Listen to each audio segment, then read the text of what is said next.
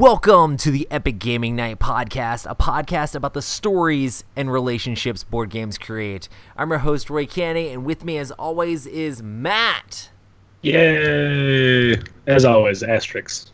And Heavy Rob. Hey! Nice. And we have a couple special guests today, Isaac Vega. Hello, everybody.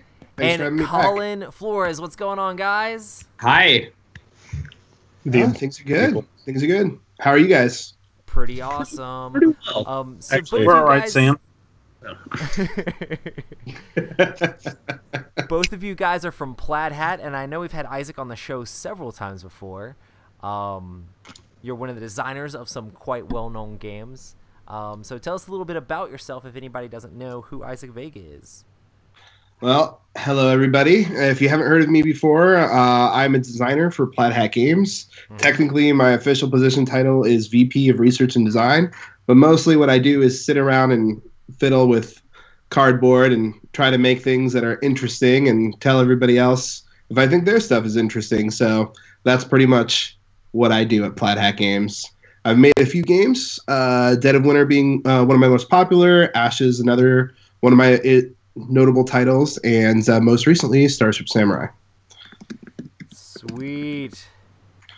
And Colin, new to the design game. Can you tell Pretty us a little new, bit yeah. about you? My name is Colin Flores. I print stuff for Isaac Vega. It's pretty much my job when that on he's the got a card? big prototype. Yeah, Is that Colin on the Flores. business card? We'll print what is Printer told of to print. stuff for Vega.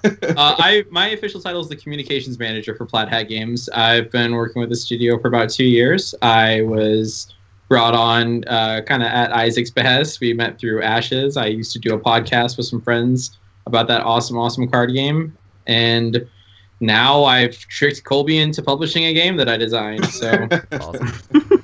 I remember, I mean, if you go way back into our episodes, we used to have a decent feud with you guys podcasts talking crap about Ashes back and forth. oh, there was some beef. Yeah, some deep-rooted beef. Yeah, some Drake Meek Mill level beef right there. There you go, man. It was pretty big. It was a pretty big deal.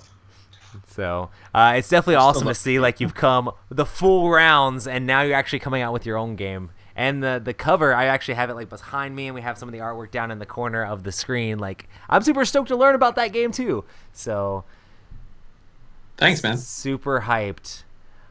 Awesome. Well, we all got a chance to actually play Starship Samurai at Dice Tower Con, but I'm super excited to talk to Isaac about this game and what it's all about. So Isaac, could you give us a rundown on Starship Samurai? Yeah, so in Starship Samurai, you take control of one of the 4 most powerful clans in the Lotus Galaxy, and each one is vying for control to try to become the next emperor. So you can do this in a few different ways. Mostly the game is an area control game in which you're trying to take over different locations, but you're also trying to have a little bit of diplomacy and try to control the lesser clans and get them onto your side so you can gain more victory points in order to win the game. You guys are going to be having a fleet of ships in order to try to take over locations. And of course, the most unique thing in the game are the giant samurai mechs that you'll be controlling, and you can draft at the beginning of the game that give your clan a unique flair over everybody else that is playing with you. So the game is pretty straightforward. You have a quick, simple order mechanic in which you're selecting one numbered token and utilizing that to select one of your orders for the turn. And how that works is that number can amplify the order that you're doing by that number. So let's say you wanted to move units. Do you want to move 4 units, or do you want to move 1 unit, or do you want to move 3 units? After you use that number, though, you've used it for that order, and now do you want to go ahead and use another number for a different order, or do you want to use it for the same order? So utilizing those 4 different numbers is a really interesting way of playing. Is really kind of the interesting thing about the game. It's just like the stuff that's really going to kind of give you that, where do I go ahead and put my units? Do I go ahead and try to raise stuff in with lesser clans, or do I want to go ahead and build up my wealth, or do I want to get these action cards so I can go ahead and utilize those later? So playing around with those really makes the game very unique, and the samurais really kind of give it that awesome extra flair, and it's just a fun theme. I really enjoyed designing the game, trying to make something that was kind of like an underutilized theme in the board gaming industry, trying to give that Gundam effect, you know? Nice. It definitely pulls it off. Thank you. Definitely pulls it off. I love the minis for the game. That like kind of draws you in, but then the gameplay is like super awesome too, because like, oh my goodness. We actually got a chance to play. Rob played it without us, but then me, Matt, and Emerson, and one of Emerson's friends all got a chance to play it together. And it's just an awesome area control game. Rob was telling us, go for the action cards. The action cards are important, and they're so amazing. Really good ones in there. They're crazy. I feel They're like really mean. Yes. I absolutely love it. Yeah, it's a very mean game. Can I say something quickly about the development of it? Yeah, for sure. So Isaac like had a very clear image with these miniatures, which and like obviously they turned out banging, right? But like this was probably like the longest tail that I've gotten to see on the development process. At the time, like it was the first time I heard about the concept, and then I saw it all the way to the end. And like I've never played a different iteration of a game so much as we played a Starship Samurai. Like it was so like just a crazy differences every single time. Like at one point, I think it was a co-op, and then it changed to like a spatial element game, and like it's wild to see like how much has changed and how tight the design got. I'm pretty sure I ended up in the fetal position a couple times in the office trying to redesign this game and make it the right thing. And like I'd continuously be bringing like new versions of the game to the team. They'd be like, geez, like another thing.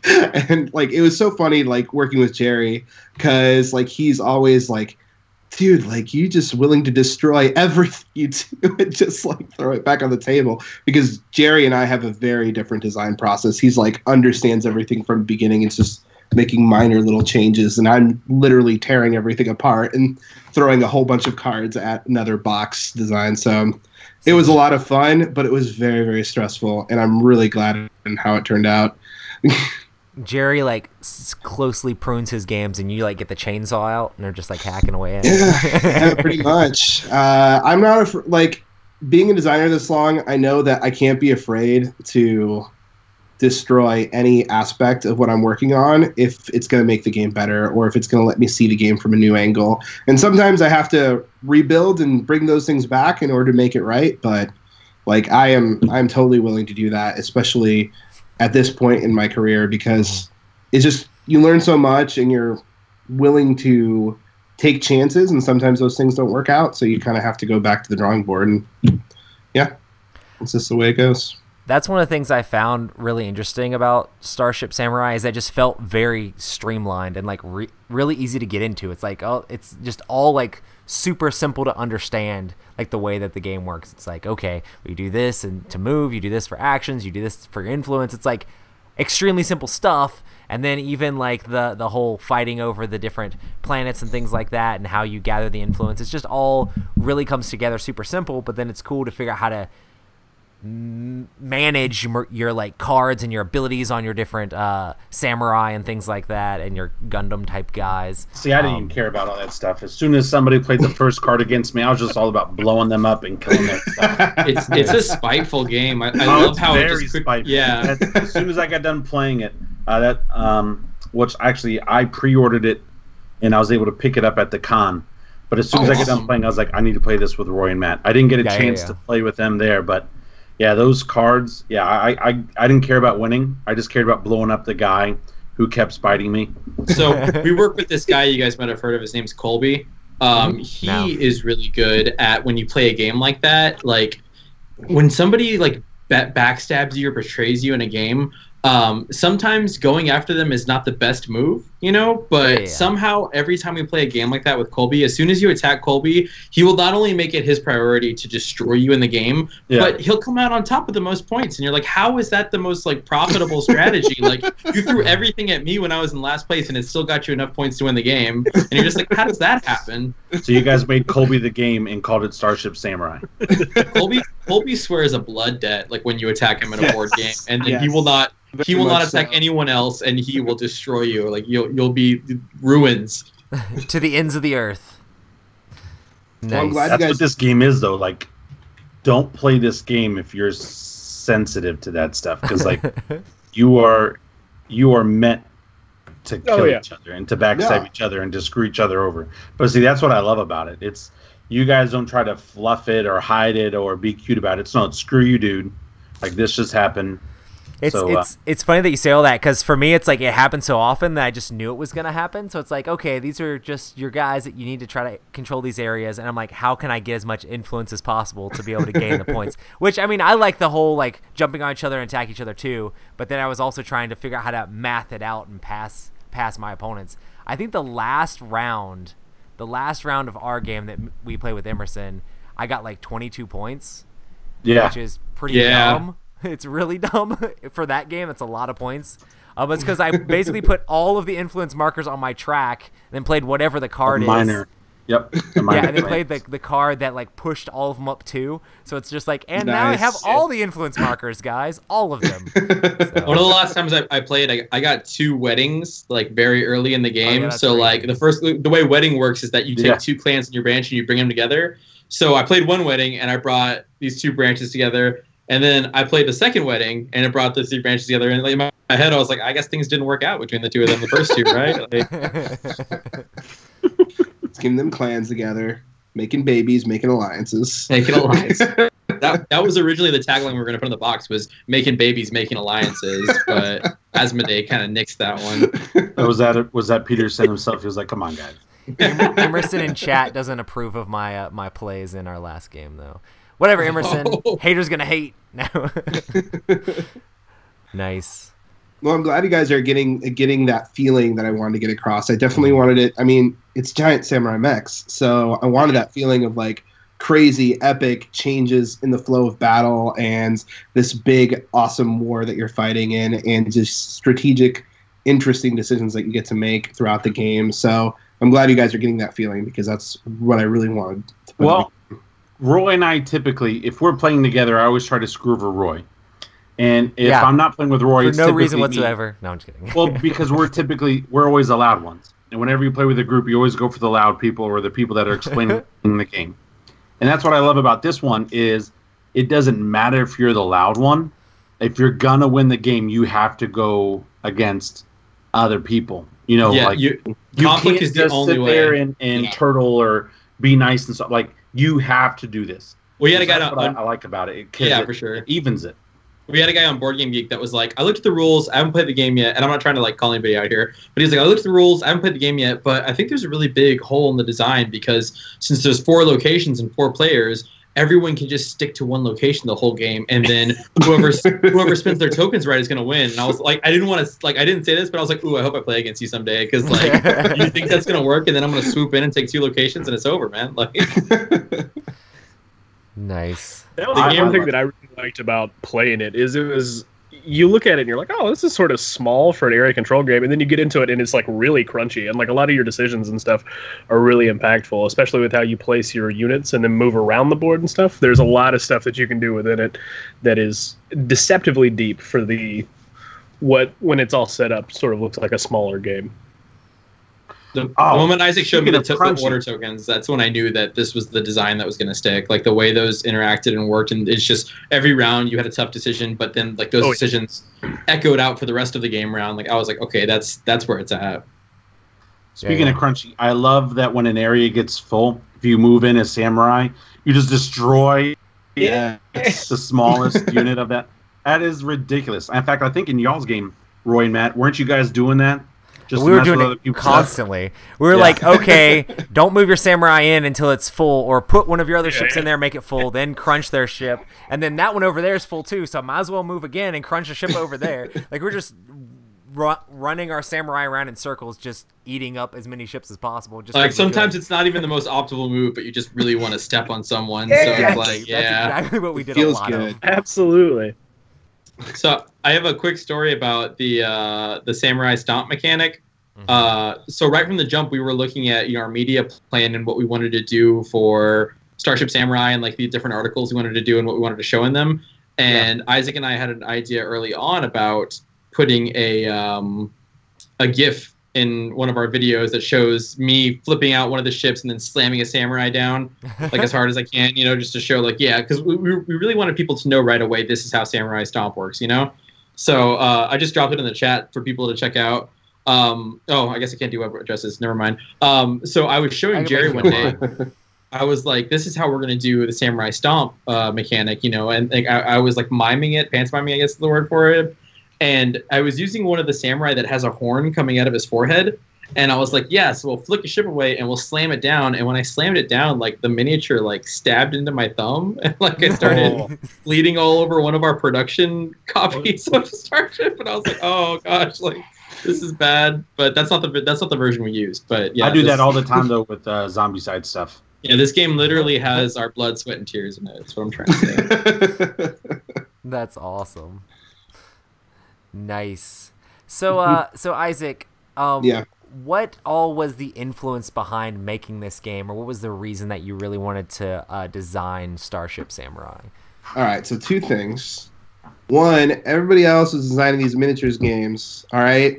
And I was getting real jealous. It was about damn time that I was like, I want big miniatures. Like, I want it to happen. And the second reason is that I wanted to do something a little bit simpler, but with a lot of like repercussions based on what your decisions were. So, I mean, once I came up with that order mechanic, like Colin said, it was just like, oh man, this is something really cool. This is something really meaty. And I was just like, I really want something like that to be able to have this big impact. And I was trying to design all of that around itself and trying to make an area control game, honestly, that played in under 90 minutes. That had this kind of feeling like I played this epic game, but it did not take me very long at all. And having people want more, and being able to make a game that had these big miniatures, had these big toys that actually felt like, oh, these guys really represent me. They're really interesting. They make my strategy very unique against everybody else. And I just fell in love with that concept. And I even discussed with the entire team at one point all the different potential themes that I was thinking for this game. And when I came across like, okay, feudal Japan kind of thing, everybody was like, yeah, let's do something like that. And then I went back to the drawing board and I was like, but I got to put it in space. Oh, and if I put it in space, then I got to have these giant samurai Gundam things because nobody's doing this kind of Gundam stuff. Like, I really want to go ahead and explore that. And then I was sold. Like, I had to make this game. And once I came up with a title, I was like, yes. Like, it just worked out so well. Yeah. I love like the theme. I mean, I remember like back when the Plaid Hat podcast was out and they're like, oh man, Isaac likes anime, blah, blah stuff. But like I'm all about that stuff. So I think it's super awesome that people are bringing games with those themes, but actually making them solid, good games, not just some deck builder or some other thing, but like putting some thought into it and making it feel like you have these fleets of starships and mechs and crushing things with them. It's super awesome. I love the title. I love the 1993 title.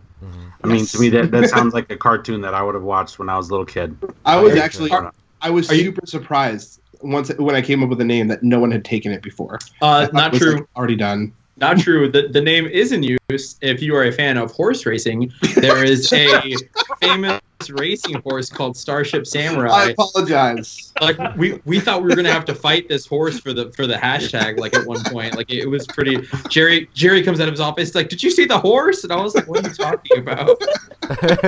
That's awesome. Oh man, that's fantastic. Y'all must have some really interesting office meetings. Yes, accurate. Yes, very much so. And Emerson was telling me a story about how you guys got the Japanese on the actual box. Oh yeah. We had no idea how to translate it. So we emailed Emerson and like he was like, I think I could do it. And then he was like, I'm going to have to ask my dad. Yep. So Emerson's dad translated that for us. Yeah, shout out to Emerson's dad. We owe everything to Emerson's dad. Nice. So he's getting his royalties, right, for that? No, I'm just kidding. The check's in the mail. Nice. He's already getting paid, though. I mean, Emerson is his son. What else does he need to accomplish in life? Exactly. Come on. I wish Emerson was my son. Exactly. He is like one of the greatest human beings of all time. Not just our time, but of all time. But then I'd have to translate board games for my his nerd friends. No, I'm not going to do that. Dude, I hung out with Emerson so much this week. It was great. I was very jealous. I kept seeing you guys on the Dice Tower Con pictures and stuff, and I was like, oh, I used to hang out with Emerson. Oh, you get to play any Emerson prototypes? Oh, man. Oh, yeah, we played a couple. We played. I got to play one at Origins. Oh, Emerson. You played that ship one? Huh? Which one did you play? The ship one? Hey, don't be talking too much about prototypes, man. I could say ship. He showed me this prototype where like you put this device on your arm and then it does like a projection of these giant monsters for a card game, and I was like, this is next level stuff right here. He just showed us the ones that looked like they were made in MS Paint. No, I'm just kidding. Or did you play the social deduction one? I'm not going to say anything. If I say Emerson's very social deduction answer. If I say anything, people will assume. And I don't want to get in trouble with Emerson. I don't want to lose my friendship with Emerson. I need his dad. You can't. You can't. That's what's so great about Emerson. We need his You dad. can't lose your friendship with him. Last time we hung out, he showed me a prototype he's working on called Monopoly 2, and it is pretty wild. Yeah. Is that a co-design with Rob Davio because he's all about the monopolies? No, I'm just kidding. My mom told some friend of hers on Facebook that I was working on a board game, and she was like, tell me all about it. And I was like, well, it's called Monopoly 2. It's a sequel to the original. And she's like, that sounds so exciting. I want to get a copy. And it's women like that keep that game in. This is how we're breaking the news, everybody. Plaid Hat Games Monopoly 2 2021. It'll never come out. It's on its way. Like Dungeon Run 2. Exactly. Or could it be the third one in the Crossroads series? Monopoly, a Crossroads game that we just smoked some money into existence.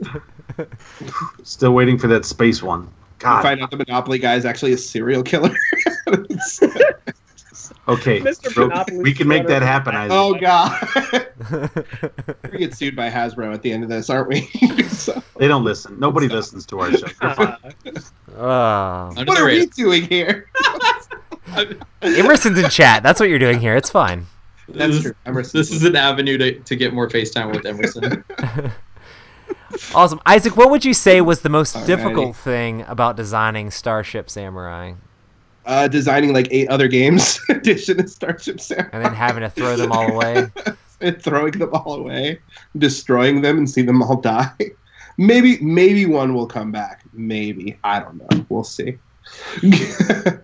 But yeah, that was probably the hardest. Just like my kind of like nervousness and making sure that I wanted to represent the theme well, because I really, really enjoyed the concept, and I really enjoyed the making the samurai mechs, and enjoyed the name, and I just wanted to make sure that if I was going to bring this theme to life, it had to be the right game, and I really felt like I wanted to make sure to get that right. And there was even a point where I had this version of Starship Samurai and another version of Starship Samurai. Literally, I made the office play back to back, and I was just like, okay, guys, which one's the one that really represents it well? And like when we played the version we released, it was like no contest. This is the one that's going to represent the game the best. Nice. So yeah, it was a difficult process, and yeah, I was on the floor of the office a couple times for sure. I've always said this about Isaac though. Like this is why he works so well in iterative design like that. Like Isaac knows how to find the fun in whatever he makes. Like he's very good at reading people and identifying what people are engaging with. And he's very good at taking that and drilling down as a designer, in my opinion, which I think is why we ended up with this very pure, refined. Yeah. Oh, and Colin's gone. That's what happens when he gives me compliments. Somebody just like turned off. Yeah. The internet says Emerson.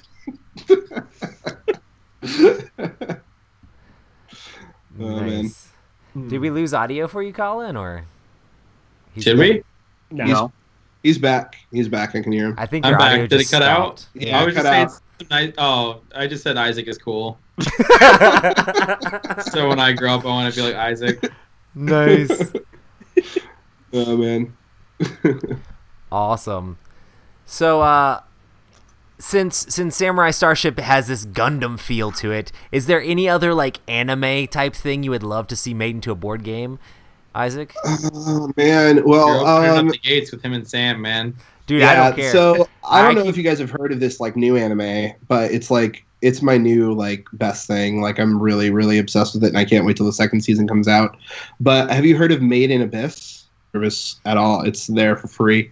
And man, oh man, like it's just such a cool concept, and the entire thing is that there's this like entire society that lives around this giant hole. And they all have like these different levels of delvers that can go down into the hole and like collect different things. Mm-hmm. And they're all ranked by different types of whistles that they carry with them. And the story follows these two like kids that are going deeper and deeper into the abyss. But if they ever want to come back, there's this thing called the Curse of the Abyss that will make them really sick or have problems. And the deeper you go, the harder it is to come back. Yeah. So it's just like this really interesting concept, and I'm just like in love with that story. So I would just be like, something along that line would be a cool board game, I think. But who knows? But besides that, like, I don't know. They already did Attack on Titan board games. I mean, those are all right. I think anime is probably a really right vein for more board game implementations because anime just gets to, play by its own rules. Like, I think there's just so many interesting stories, There are, and it's so aberrant to the tropes that we have in American fiction. Like, it can be like, oh yeah, this show is about a talking frog that's getting his HVAC certification, and it's like a slice of life thing, and everybody's like, yeah, cool, I'll watch it next week, whatever. Like, you can't say anything to anime fans that'll make them be like, oh, I'm not going, like, that's a weird premise, I'm not going to watch that. Exactly. A talking frog getting his HVAC certification. I think that actually is a show. I feel bad now. Can we put a link down in the chat for that one? Nice. So yeah, I mean, there's tons of stuff, but like this theme especially is something that I felt like, oh, there's just so much of this in anime and other mediums that I couldn't believe that it wasn't such a big thing in the board game industry. I know there's been other mech games, but nothing that I felt was doing a service to the theme. Mm-hmm. Nice. And I mean, I love the look and the style of it, and just the miniatures of this game. Like, I'm like, the game's amazing, but even if I was like, I got to get that game just to paint the miniatures, it would probably happen just because the miniatures look that great and would look awesome painted up. So you got to. Yeah, I can't paint for crap, but I was thinking about painting mine.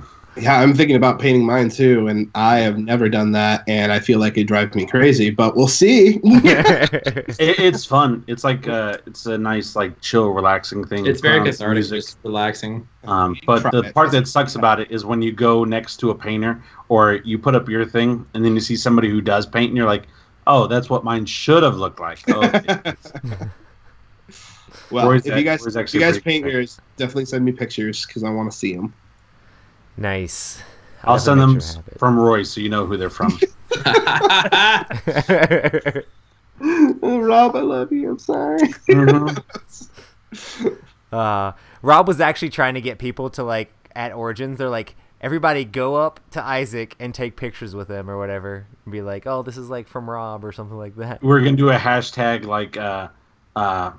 like Rob is himself, hashtag Isaac, something like that. So like they would walk up and be like, "It's me, Rob. Don't you recognize me?" Okay. Everybody. Yeah.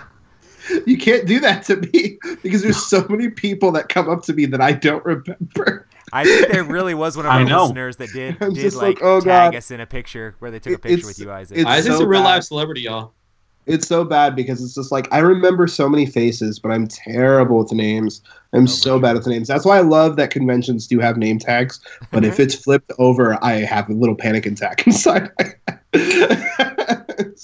I'm with you. I'm the same way. Yeah, nameless. Awesome. But I'm not bitter. Cool. And so Samurai Starships is out now, basically. It's right? Starship Samurai. Starship Samurai. Do I keep saying you said that twice now? Yeah, hey, because I like if you space Google Samurai and Starship, I like Samurai. it won't show up. You'll get a horse or something. Yeah. If you Google Starship Samurai and then in parentheses not horse is the best. That's the analytics that have been maximized to bring us That's up. awesome. That's what the Japanese text should have been translated to. It's not horse. Not a horse. Not horse. There are no horses in our game until Nobody the would expansion. have known. I swear, if there's literally a Gundam horse, like it would just be the best Well, it's inside like joke you know how ever. Clash of Cultures added the gotta fix elephant the in the expansion. expansion. Yeah. It'd Calvary. be like that. There Calvary. we go. I mean, the Gundam's could got to do a ride horse, into though. space on something, right? Well, I mean, there are Right. plenty of samurai that fought on horseback. And plenty of mechs that also fought on horseback. I mean, you make a mech horse, bro. It would be just a great, real honestly. horse. Like Unicorn it would be great horse. if we had like a Trojan horse card where it was just like all these fighters streaming out of a giant space horse. Be great. Colin, I love that idea actually. And it sits on that world for one whole round, doesn't do anything, and if it's still there at the next round, then it releases all the 8 space. fighters. Then it Actually, releases really good and takes up design. the whole spot. That's actually really good space. Colin, you So should it has design to games. survive the battle, and if it survives, it fills up. I think Rob and I are going to start our own studio. Plaid Horse Games. It's all games are I'm a gonna be horse. honest with Colin. I'm gonna sell out as soon as somebody calls. Yes, we're for sale. Well, I mean, we've been sold too. It happens. I was say that's what Kobe did. No, I'm just kidding. Hey, Oh. to Z-Man and then to Asmodee. It's a pretty good trajectory. It's not so bad. Not so Pretty bad. shabby. Awesome. Oh man, what were we talking about? Why are you guys here? What's going on? Horses. We'll definitely make sure to check the game out. It's a lot of fun, and it's currently out on shelves, on store shelves now. So I know we've been waiting. Yeah, for it's it not a forever. long game either. Yeah. We got copies on our web store as well. Yeah, it's a great game, and it's a take that game. So, Yeah, it's pretty mean. Don't go in thinking it's going to be a little worker placement with mechs. It's pretty nasty. if you've not had an argument yet with your significant other, don't let this be the first one. Like, It don't seems play like a this good during one. like the honeymoon stage of their relationship. Why do I keep doing this to relationships? I need to stop designing games like this.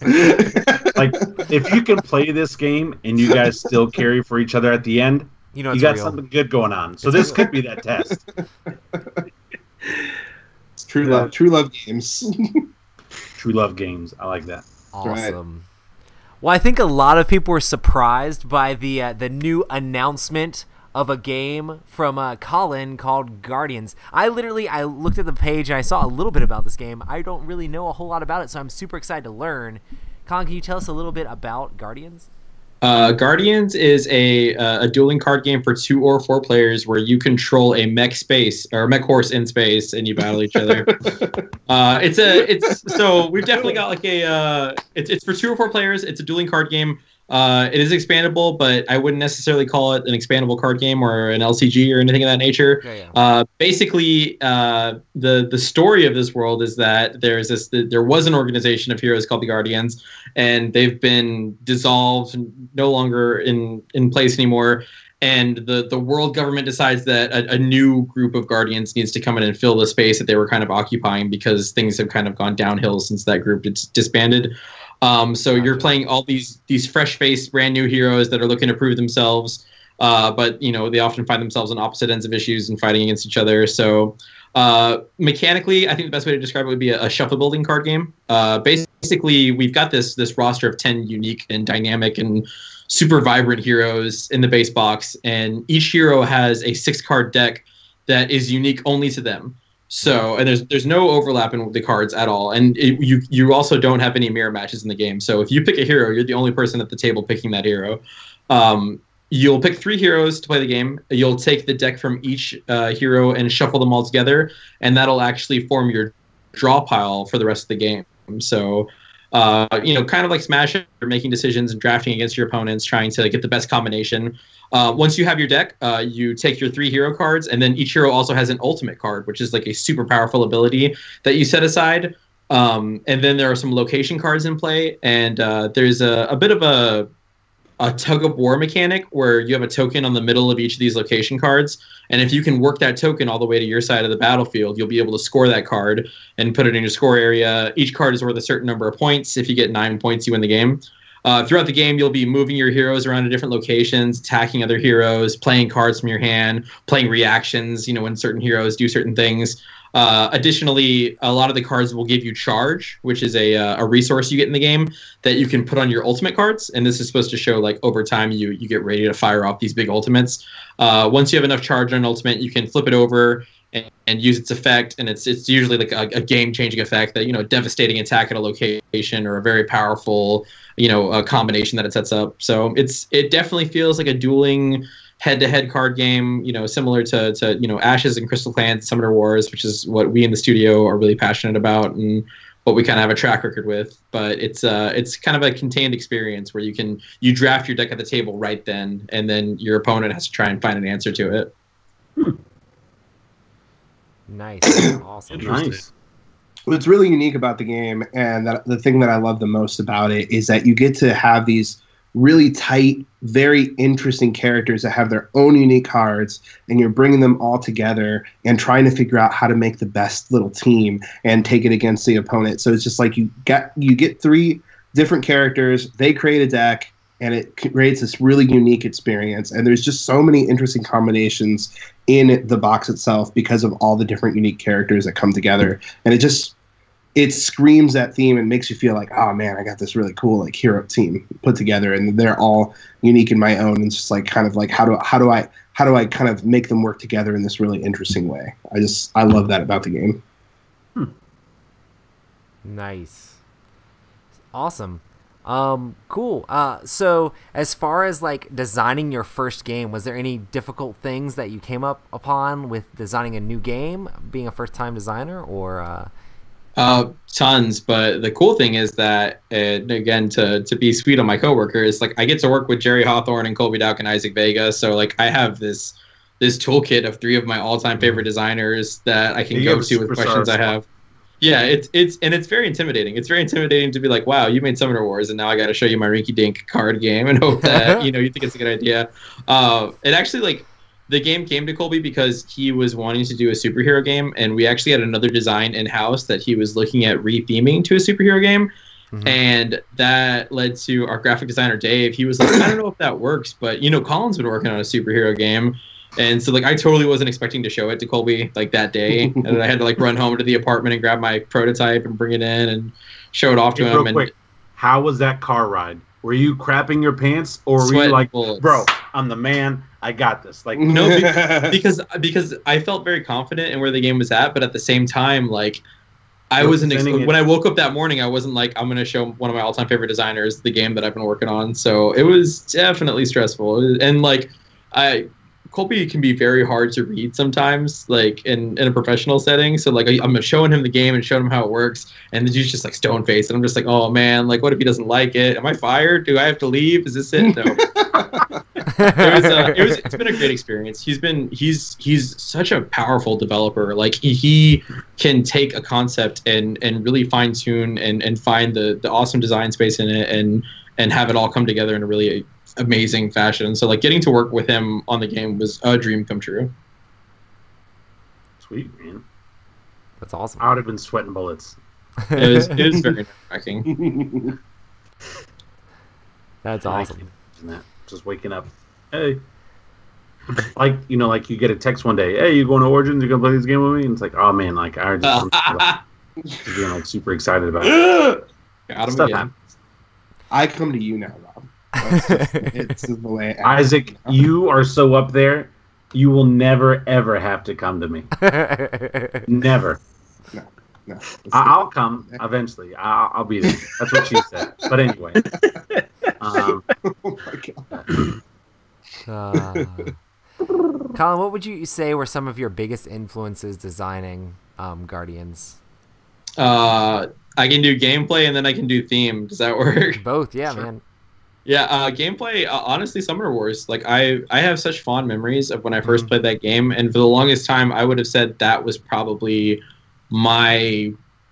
I wouldn't necessarily say it was my favorite game, but I would say it was, in my opinion, what a perfect design looks like in a lot of ways. I think Summoner Wars, if you look at the experience that it's trying to get across and how often it hits that mark, I think that it has a very high percentage compared to most other games. And I've always thought that it was so powerful how quickly you could just pick it up and learn how to play, and then you're making interesting tactical decisions right away. And I think that's something that a lot of games kind of struggle with. So the actual turn structure was based very heavily on Summoner Wars, and I definitely wanted to keep things as tight to that as possible. Theme-wise, I think there's some very clear influences. I'm a huge Overwatch fan. I'm a huge Marvel Cinematic Universe fan.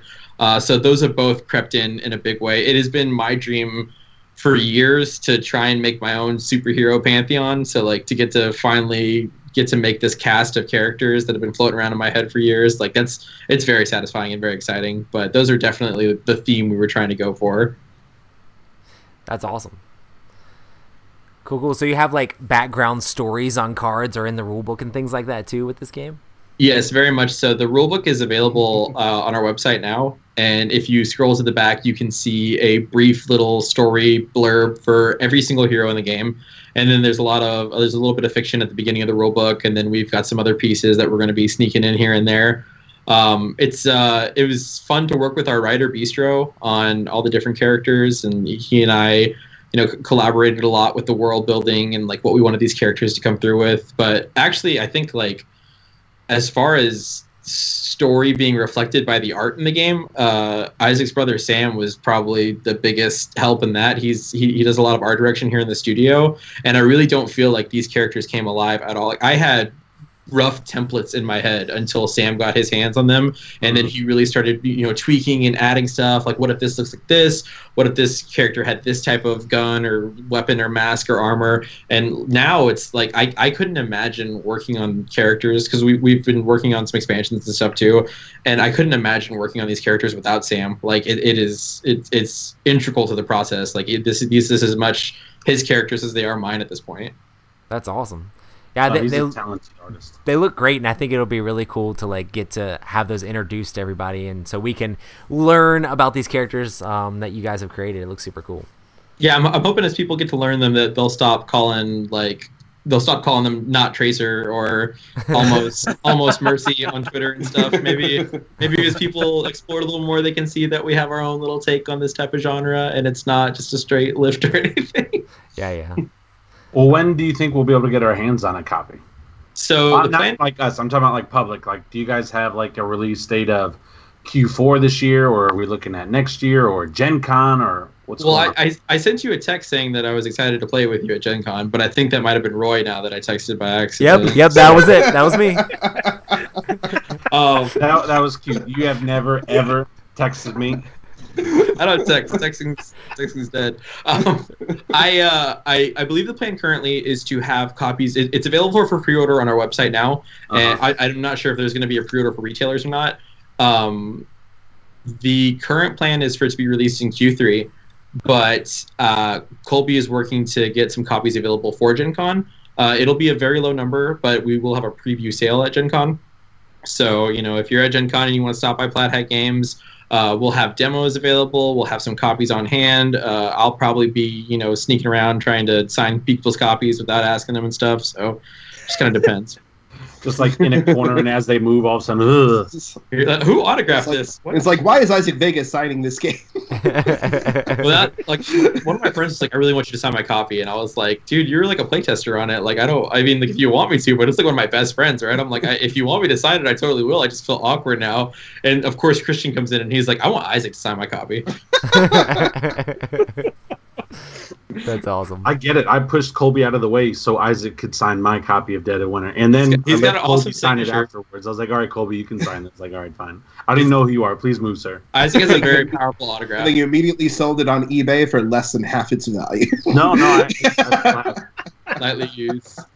I want to give Isaac a run for his money for autographs, though. Like I've been working on my autograph pretty aggressly, and I want to see if I can dethrone him. Nice. I don't know, man. I've got his autograph like 8 times. I would say, Rob, you at your old house, I know you've moved, but you used to have like a shelf of like just Plaid Hat games, and every single one of them was signed. You're like, check out my Plaid Hat selection. Yes. So, do you guys get the cover signed when you get something autographed? I do.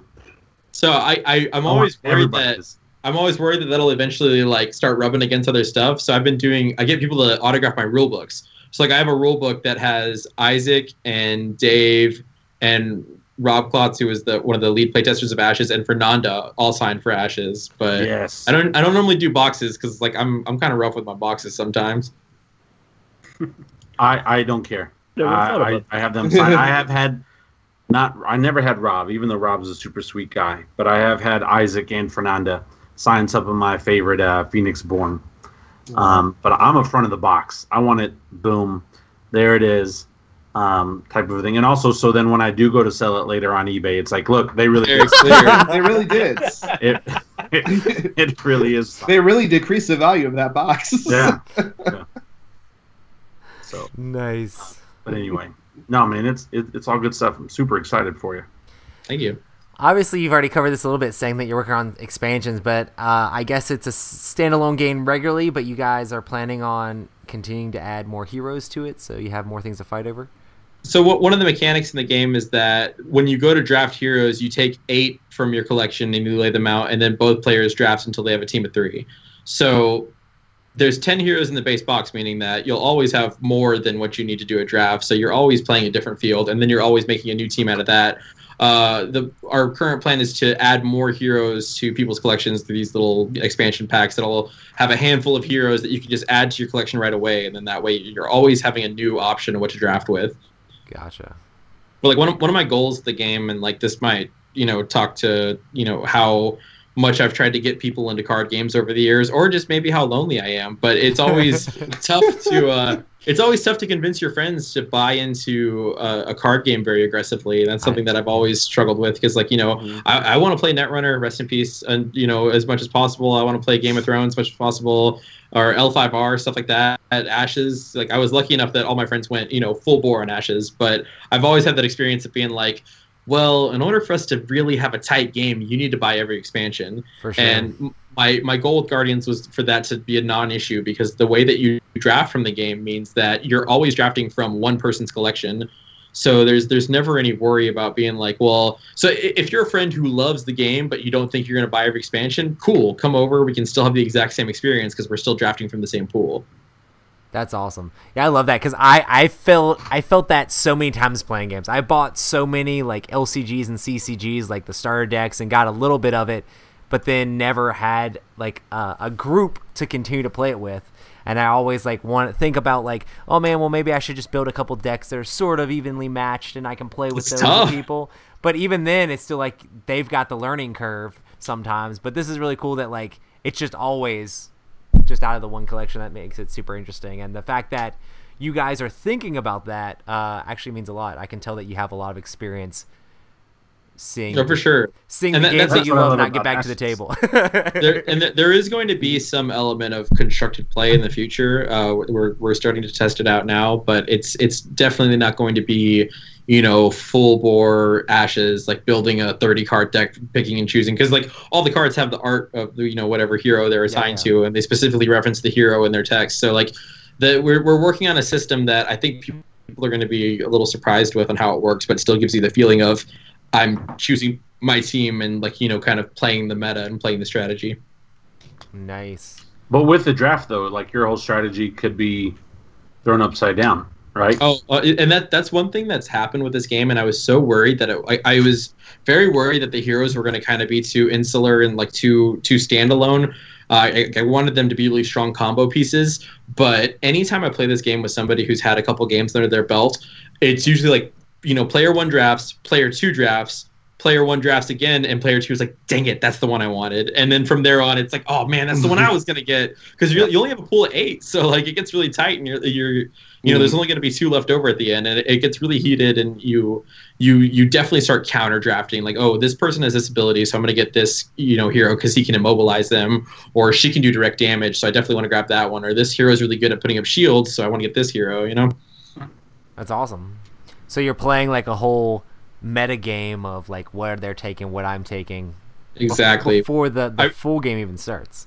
Yeah, I was really inspired. Like my roommates, they used to play a crap ton of Heroes of the Storm and League of Legends, and like I was always fascinated by watching them draft characters in that game because it's like your whole team's working together. Like, okay, they have so and so, so and so, and so and so, so we have to get the answers to that one. But if we get that, they're gonna get this and just destroy us. And like that's so interesting to watch. And I wanted that in a 2-player like instant setting. Nice. Yeah. Awesome. That's cool, man. Well, definitely super stoked about Guardians, and hopefully I'll get a chance to check it all out at Gen Con. Yeah, of course, man. I'm looking forward to it. But yeah, You better. hype. Yeah, I'm definitely excited about like hitting up the Plaid Hat booth, getting my yearly Isaac hugs. Got to get the Isaac hugs. But it's a rare commodity. it's your I need to tradition. start packaging them. Exactly. We can sell Isaac hugs. Yeah. Design a board game called Isaac Hugs. The Isaac Vega body pillow. You can start selling it. Yes. Oh God, That's exactly. we're not going that far in the anime direction, okay? No. I will say, on the subject of Starship Samurai, like in preparation for the game, I started watching like more Gundam anime, and I found one that I really liked, and I just went to Google one of the Gundams itself, and I found a Gundam body pillow, and I was like, man, that is equal parts terrifying and awesome. I almost bought it. It came this. It was really. How cuddly is a Gundam? I don't know. It was very strange. I wonder how much Fernanda will charge me to make some Isaac Vega art that we can put on a body pillow. That would be great. Oh no. Yeah, I'm sure that's not a weird conversation to have at all. I'm let's sure be she's honest, like, though. no, obviously. She's already made some Isaac Vega art. She hasn't necessarily put it online. It's not like on the Patreon stuff. Lord. But yeah, she definitely has some Isaac. No, I refuse Doing to be something. represented. You can't Did use my someone likeness say- in the form of body pillows. Did someone say Leo body pillow? Because I feel like Ash's fans are ready for that one. There we Oh, go. yeah. Yes, that one for sure. Nice. Awesome. Well, you guys have tons of other games coming out. Ashes is still currently releasing expansions. Is there anything you guys want to talk about those? Get them. You guys just dropped 2 more. Like there's 2 that are not even out yet, and then you just announced 2 more. Herald and Symboli will be available at Gen Con, and then we just announced Xander and Ramia, which have like. Isn't Xander like a big brute guy? Yeah, Xander kind of looks like Sam. I'm just gonna say it. I don't know if that came up in the art direction. Like I feel like we've all been dancing around it. And nobody wants to say that, because like so Sam is a very like solid dude, and he also kind of has like shaved on the side and kind of gray hair. And like Xander very much has that. We haven't started the previews, but I'm just gonna go ahead and let you know that there are some awesome dinosaur-esque conjurations in Xander's deck that you should be very excited about. Is it Battlefield 4 or 3? Oh gosh, I cannot remember at the moment. I think his Battlefield is like maybe 4 or 5, but his spellboard's only 3 or something. Yeah, we're already playtesting the next step after it, so like it's hard for me to. But the dude's a beast. That game. That's my problem. So Everybody here plays Android Netrunner or LR5. And I'm a huge Ashes fan, man. Like that's like I have to travel over an hour if I want to go play Ashes with people. But I freaking love it. I'm excited for that guy. Yeah, we've got some really awesome stuff coming out, and then we're starting to get little hints and previews from the artist of the decks after that, and nice. two more characters that just look absolutely fantastic. Yeah, I really about those 2. So you guys mentioned Christian that I used to do the Ashes podcast with when he was playtesting Xander, and he saw the dinosaur-esque cards. He was like, so, like, does Ashes, like, in the future, does Ashes have fossil fuel, or, like, are there dinosaurs? Like, does Ashes have combustible engines? Like, what, where does the technology end? Because we just had a character, like, show up with, very modern-looking glasses, so everybody's trying to figure out exactly where Ashes mirrors our history. Nice. Awesome. And then Crystal Clans is releasing. You guys have tons of decks announced for that now. We're up to 37,000 clans. Hey, I'm down. That's awesome. That have been. I love Crystal Clans so much. Everybody makes fun of me because I ordered like a bunch of those gems. Like the little gems that you use in Crystal Clans. I have like one in every color now. So like when we go to play down, I'm like, which one would you like to play with? Like, welcome to Colin's Crystal Garden. I heard that Thanos we is looking for you. have 4 decks that are going to be released this month. The fire, the light. So they should be working their way out soon. That's Feather, Leaf, which was designed by Jerry and is the most Jerry deck ever. We have Feather, we have Leaf, we have Shadow, and we have Fang. And those now, are just Fang, that's first... the aggro one, right? Fang is wild. Fang is buck wild, if I do say so myself. They are really, really powerful, but they all have like severe drawbacks. So it's like you'll rip somebody's face off, but then you don't move for 2 turns or something like that. So like it's this puzzle of like, where do I put the strength? Where do I put, the downside? So I'm really excited to see how people work that strategy out. Nice. And then Shadow is all like Shadow kind of reminds me of the Shadow Elves in Summoner Wars. Like they just appear out of nowhere and then destroy you and then go back. And so I'm really excited about that one. Past that, we have 2 more clans announced, which are Light and Fire. Fire. So I'm really excited to see those 2. I think Light has probably my favorite aesthetic so far of a clan. Like it's these just giant necklaces and like everybody's like very zen and meditating and stuff. So it's very cool.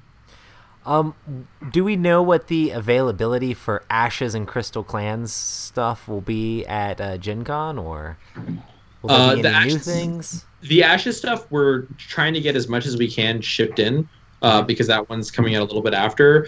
We should have a decent stock of the Crystal Clan expansions. The Ashes ones will have slightly less, and we're working to increase that amount right now because we definitely want to make sure they're available for the tournaments that we have going on Thursday and Friday. Nice. Friday and Saturday. Thursday is the Crystal Clans tournament. So if you guys are at Gen Con and you're looking, I think Crystal Clans still has a few spots left. Ashes, of course, is already sold out. It sold out before we had a chance to produce all of our OP materials. So like we wanted to show it off beforehand, and by the time we finally could, like the fans were like, "We already bought all the tickets," and we're like, "Okay, well, this is what you're fighting for." Like, I hope everybody has fun. Christian and I are going to be running those tournaments together at Gen Con this year, and then we're also going to be working together on the Crystal Clans tournament as well. The Crystal Clans tournament, we're probably going to put out an article this week showing off what the prize support's going to be. One of the weird things about Crystal Clans is that there are very few components, so it's sometimes very difficult to come up with prizes that we want to give out to people that are meaningful and exciting. So what we actually ended up doing, and you guys, this is kind of a sneak peek, you guys will see this later on this week, but we made a full series of like 11 by 17 posters on mounted boards. Oh, nice. Of all the different characters in the game. I think there's 55 total, and this is just for the base game. And our graphic designer Kendall, she made like custom banners and backgrounds for all of these posters. And we're going to have those available at the convention, and basically your standing in the convention will determine which pick you get for the poster. So, the top spot's going to get their first pick of whatever unit they want to have as a poster for Crystal Clans. And then we also have a little bit, like another little surprise with that as well that we can't talk about yet, but it's going to be pretty cool. Is Kendall the same designer that picked up for Fernanda? No. It's a graphic designer, not an artist. Oh, okay, sorry. Yeah, but she did do almost all. Like, I think she did Guardians in its entirety. So like she's very, very talented. She's been working with us since I think Crossfire was the first project she worked on. Oh, yes. Yeah. So I just want to say, whoever picked up for Fernanda, because I know she is launching her career and doing a great job. They did not skip a beat.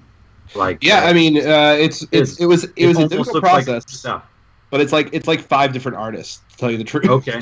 Like we tried to pick out artists that would have strengths in different areas that would be like, okay, this person's definitely good for the units, this person's definitely good for the scenes, this person's definitely good for the Phoenixborn. So it was a difficult process, obviously, because Fernanda is amazing.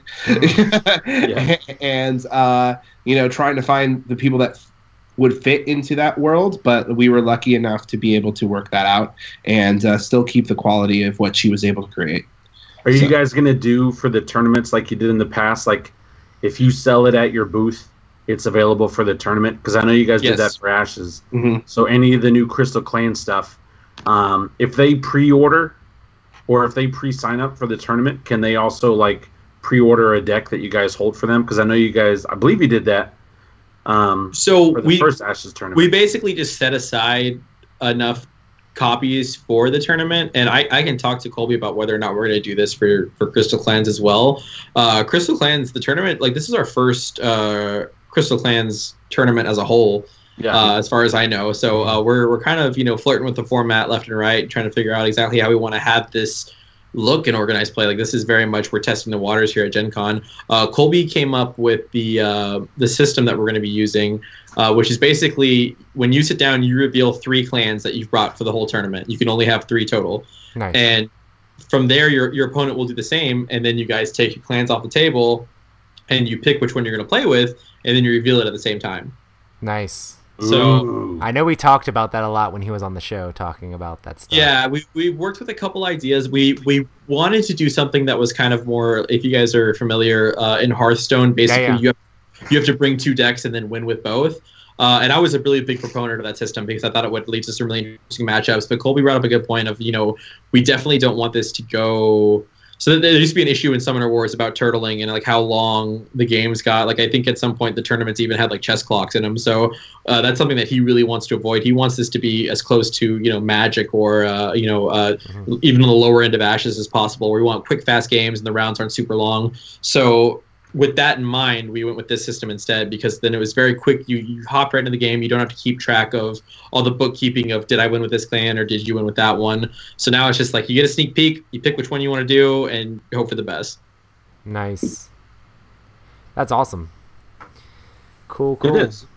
And since Emerson's in chat, we gotta mention that Spectre Ops Broken Covenant is out. I feel like That's right. we were talking about this game like almost the very first time Emerson ever came on the show, like 2 years ago.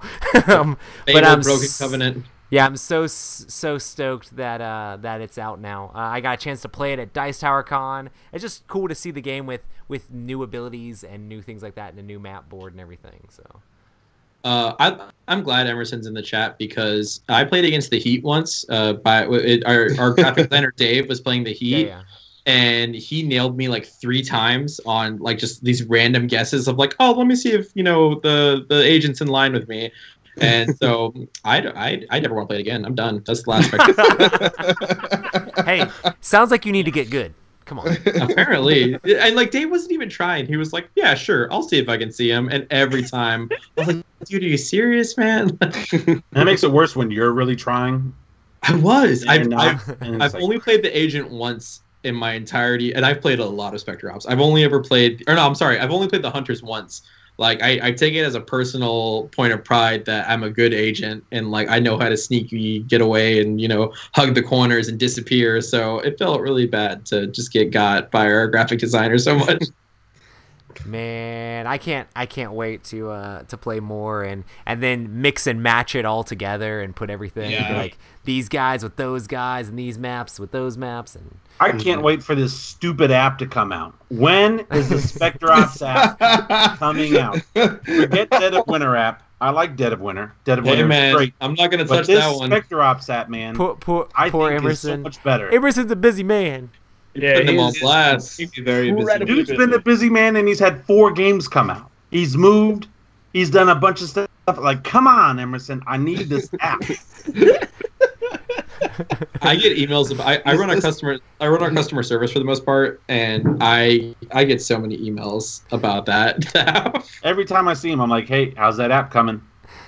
It's like when you get to a certain point, I mean, you guys used to, or Isaac used to do the podcast forever ago, and you guys used to talk about everything, and then it's like, sometimes things take a longer time than you thought, or sometimes things just never happen, So it's kind of like, I'm sure you guys still get all the emails about all the things. Yes. So. What about, it's speaking of the things, it wouldn't be right if I didn't ask. Crossroads, bro. Crossroads in space. Well, Emerson's designing that year? one too, so I guess you got to ask him. I don't know. Jerry, I think it was Jerry said this year, or Colby. That's probably I Colby. think it was Jerry when we were talking about Stuff Fables when we had him on the show. Oh yeah. I will say that I'm very excited for Gen Con. That is a completely unrelated note. What a that douche has move. nothing. That is Dude. Yes, I it will is. just say that Gen Con is a fantastic convention every year, and it's you so always crazy. If you guys are releasing at Gen Con, you would have already been announcing. No, wait. Do you know who they work for now? I mean, Asmodee. Do you know what Asmodee did last year? Come on. Bro, they're announcing Ashes stuff now that's not even come out till 2021. Let's be honest. It's not coming out forever. You can announce this game, because this game will be the poop sock experience. have you guys Have you guys been? Do you guys follow us on Twitter at all? Oh, yeah, never. So, blocked. Literally blocked. Colby's been like just dipping into the Twitter a little bit, like oh nice. Sometimes just to pop in because I usually run most of it. And man, that dude's wild on there because like first of all, he put up this tweet earlier and he's like, "I've been waiting for July for so long. We have so many announcements this month." And like everybody's I saw that and I thought that was you. No, that was not me. It looks like me because my game got announced this month. We still have like several more announcements. It's a really cool month for Plaid Hat. Well, it is July, so Rob, you gonna get that ticket to Gen Con? Bro, I don't know, man. I just backed Cthulhu May Die. I don't know. Time to cancel that pledge. I mean, Giant Cthulhu ain't got nothing on this. No, I'm just kidding. We'll see. Awesome. If I do go, it'll be like for a day. And then like the one day I'm there, Isaac will be like slammed with meetings all day. Which Gen Con is not like the greatest time. You just need to tell me ahead of time, and I will make a meeting for you. Just like Isaac, it's me, Roy. Set some time aside. That's right. For Roy, I will do anything. Exactly. There you go. Exactly. Everybody's just gonna name drop me now. Hey, it's Roy. This. Oh man. Yeah. Nice. So we'll see. But is there anything that you guys can announce? I mean, we are in July. And just look at Gen Con. Let's just say next week will be interesting for me. I'll just say that too. Hype. Like new stuff or expansions? Can you give us just give us a taste, little taste? Or you can say NDA. Oh, I'm too busy for expansions. Yeah. Ooh, so that means it's new stuff. He throws the expansions to me now. He's like, you handle my light work. Right? Like I made this. Just don't break it. Like, all right, so that means it's all new stuff. Okay. Yeah, we got something real new and real fresh next week, and then we have something real new and real fresh later on too. Every week for the rest of the year. I'm allowed to get. Every week for the rest of the year, there's going to be a new announcement. I'm super nervous for your next Crossroads game. You can tell us I'm that. so hype. I am so excited for this game that it might, like, I don't know. You know, like when you get something so excited and then it can't do it.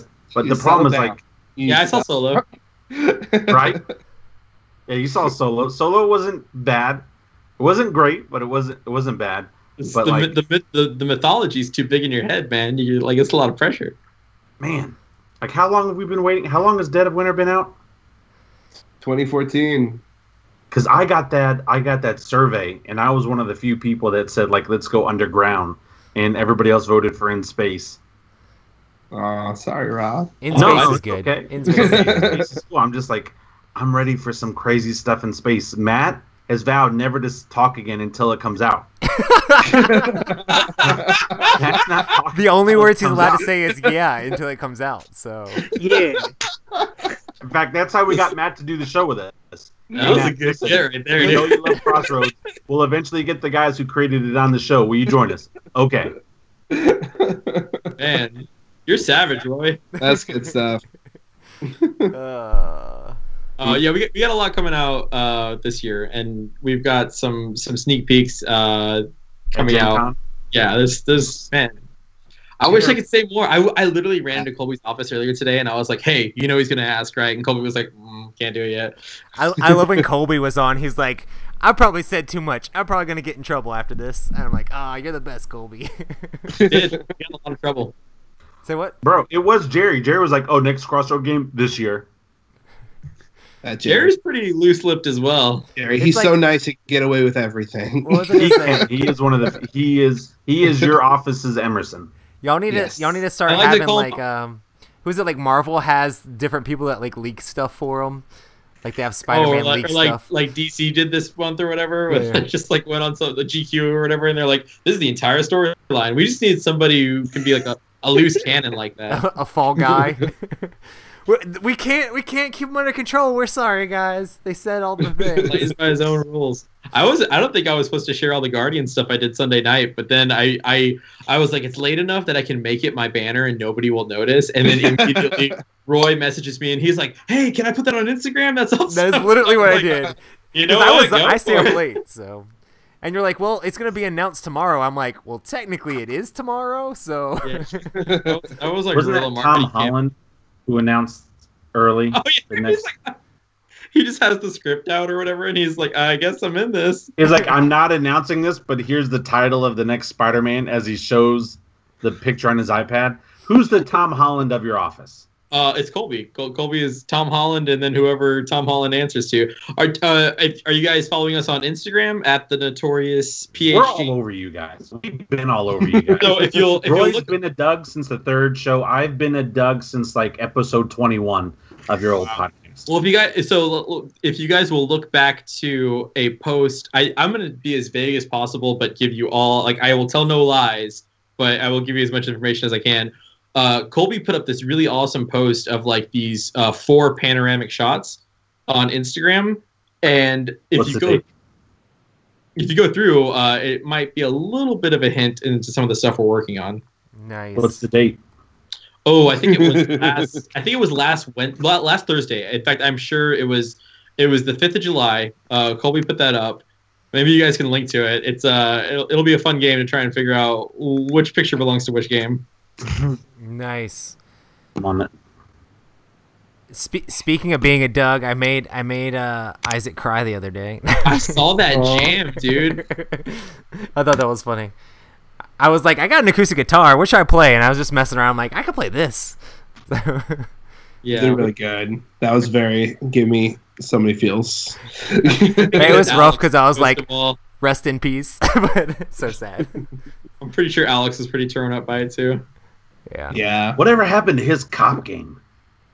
Buddy Cop, I think he's still hitting it around now and again. Yeah, so Alex is a really talented guy, and he's been focusing a lot on improv lately, and his voice acting career. And he's gotten a lot of really awesome work, and we've gone to a couple of his shows, and like, dude's very talented. Yeah. Nice.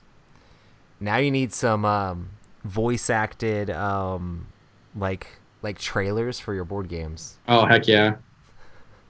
In a world. Exactly. In a world really where starships are also samurai. And there are giant horses. Exactly. Place your bets now. Who's gonna win the race? Okay. Oh man. All right. All right, go.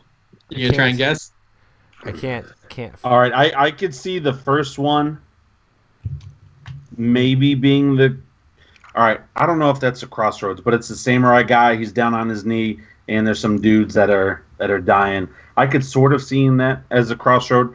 I love the second picture some of these are expansions too. So with the super hot colors. I love those colors, and that dude and his nipple just pointing at me is amazing. Oh, that one wasn't supposed to leak. The third one with the people in the cryo. Oh, I think it's 5 total, actually, not 4. The cryo tubes. That's the Crossroads one, because that would totally be a space. Like, what are you gonna do? What are you talking about? I don't even. Cryo tubes. You guys know what I'm talking about? Oh, all right, so there's a girl. The picture. She has her hand on the tube, and the guy's laying there. A cryo tube, isn't that like where you're going into space and they put you to sleep for X amount of time? I don't think it's a sci-fi thing. I've never even heard of that. Dude, I love it. You never heard of a cryo tube? No, I don't even have Instagram, so I haven't even seen these. So the lies are strong right now. That's the next Crossroads one. I don't know, dude. All right, the next one is definitely Stuff Fables, which I love, but I don't love how the man is yelling at his wife in the background, and then the son is right there, like, "Daddy, no, don't do that," type of a thing. That's the next one. And then the one after that is probably a Crystal Clans expansion, because Girl Looks Mad. That's awesome. Type of a thing. Wow. All right, so everybody go ahead and drop like a bookmark here, and then we can go back and just be like, Rob, those are all way off. Like, just way off. But yeah, hey, speaking of which, if you're not following the Notorious PhD on Instagram, make sure to check that out. So what is that first one? That must be a brand new game. That must be Isaac's new stuff. The first one, it looks like to be like on a desert planet. Looks crazy. There's so much. Like, it's red in the background. You got like a reddish earth, and then you have a samurai guy, but he seems too small because he's going against humans. I will say that you've seen those characters before in current art that's already been released, but not that is a new. That's the snake guy from Spectre Ops. Then maybe. Man, this is gonna be. He's just upgraded. All revealed. Oh for 5. This is awesome. 0 for 5. Hey, I'll take it. But that third one is definitely. How about this? If that third one is not the new Crossroads game, then I'm interested to see what deep space thing you guys are coming out with. I just like the post from June 21st, which looks like Attack on Titan versus a giant Gundam. Anyway, good times. Awesome, guys. Well, is there anything else that you guys want to talk about that's coming up? It's definitely been awesome having you guys on. No, I think that we covered everything we can legally talk about. And then some. Thanks, Colin. No, I'm just kidding. I'll take the fall. Don't turn off the stream right after the show. Let me ask you a couple more questions. Yeah, Rob's so good at we have our new Crystal Clans decks coming out. We're about to start previews on Xander and Ramia, which are the 2 next Phoenixborn that we're going to have in Ashes. And then we will start previews shortly after that for Light and Fire, which are the 2 next Crystal Clans. And then I think in August or maybe September, we start previews for your Guardians. So everybody can see exactly how that game works and all the different characters we have in that. And keep your eyeballs peeled in the next few weeks.